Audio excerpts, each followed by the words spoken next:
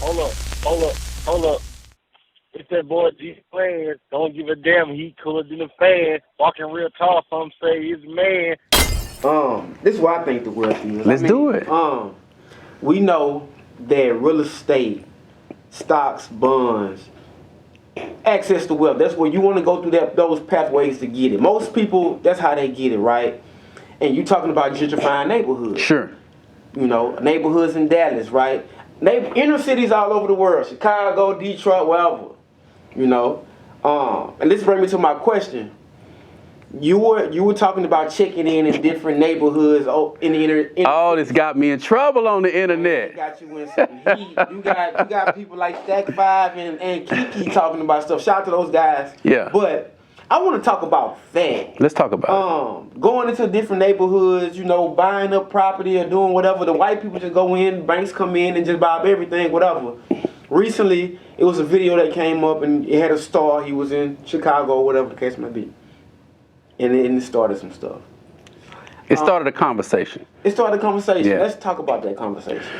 So here's my thing, man. Okay. I mean, my mentions have been high. I understand in the street culture, yes, when you visit different places, if you about that street life and you have jewelry on and you flashy, you don't want to go places and not, you don't want to rub people the wrong way because you don't want nothing to happen to you. I get that. But when you're a multi-millionaire who has escaped every single odd possibly, I've been on the record saying that Steven Jackson is one of my top 5 players of all time, mainly because of where he came from. He's a Texas boy. Man, I love my city. I love my state.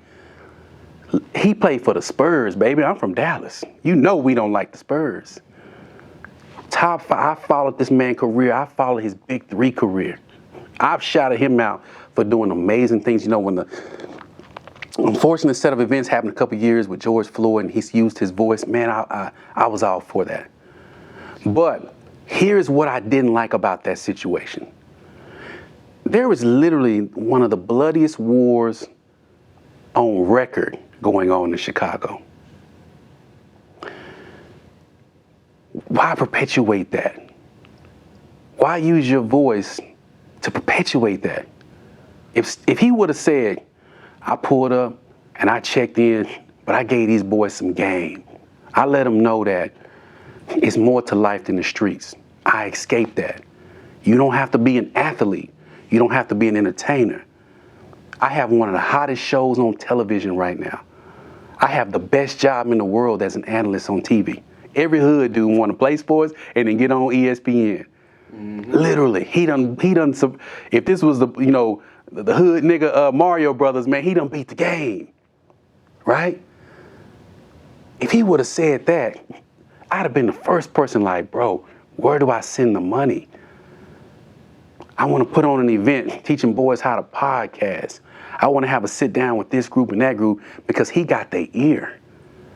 He can walk into any hood in America and get their attention.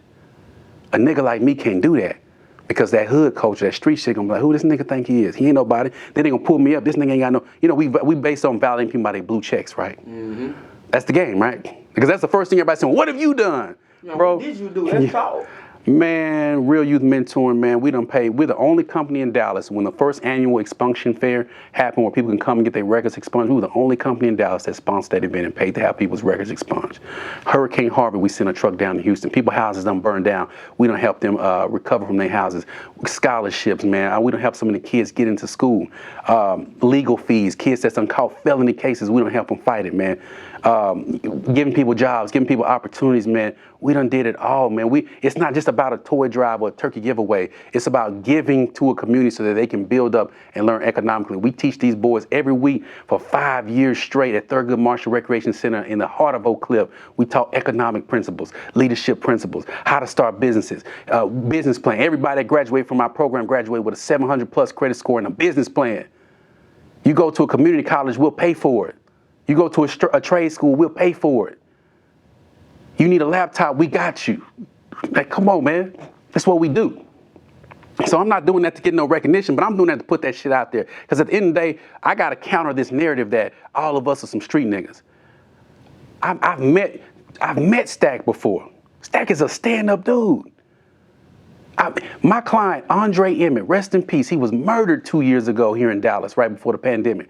Played pro basketball in the league, went overseas, was an international star, came back and played in the Big Three. We went to that game to watch Andre Emmett, sat on the floor, a few seats away from Ice Cube. We were that close to the action to support my man. After the game on the court, I shook his hand. Stack walked by being as cool as he is. You know, that's a cool-ass nigga, man. Had his backpack on. He was surveying, looking around. Hey, what's going on, man? It's nice to meet you. He reached his hand down, shook me. He probably don't remember this shit because I'm a nobody. That's one of my favorite players of all time. So when I say, man, that's some clown shit, you're not a clown. I don't think you a bad guy. But, brother, you perpetuating this narrative, man. We know how this game ends. Street niggas don't retire, bro. They don't retire. They die. Or they go to prison forever. Like, come on, man. You got a voice bigger than this world right now. You got people locked in. He can literally say something and people will be like, damn, big homie, right. He got so much power, man. Why perpetuate that? That's all I said. Them niggas, them hood niggas, them street niggas was mad than a motherfucker at me, man. They were mad than a motherfucker. Nigga, you don't know how the goddamn streets work, nigga. You don't know what checking in mean. That's the street shit. That's my point, man. Why we gotta be on that shit? These people coming into your neighborhood gentrifying, they ain't gotta check in. Mark Zuckerberg came to the heart of Oak Cliff.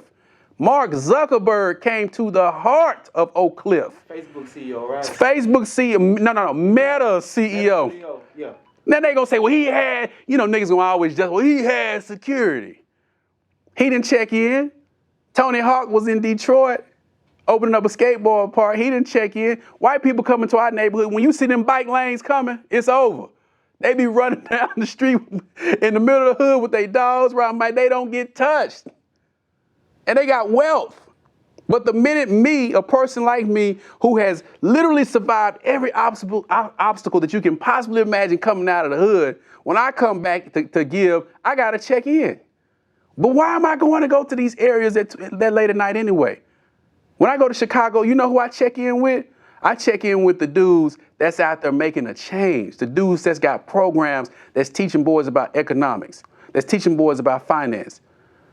The boys that's got organizations. Shout out to my dude, Joey Crack in Chicago. You know what I'm saying? The Power Circle. Shout out to them boys. They actually out there doing this, man. And he got, that people know him out there. But now he's on, no, man, we better than that, man. Those are the people that you connect with. I don't call it checking in. I call it connecting because we trying to build bridges that's going to get us somewhere.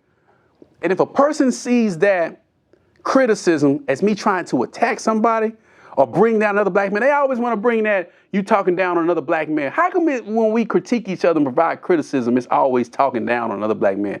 It's called accountability. I would never say nothing to you if I didn't love you. If I didn't know who you were and what you was about and what you was capable of, I'd keep my mouth shut and be like, man, forget that dude. But when we see it and we correct it, you talking down on me. No, I respect you. I done followed your whole career.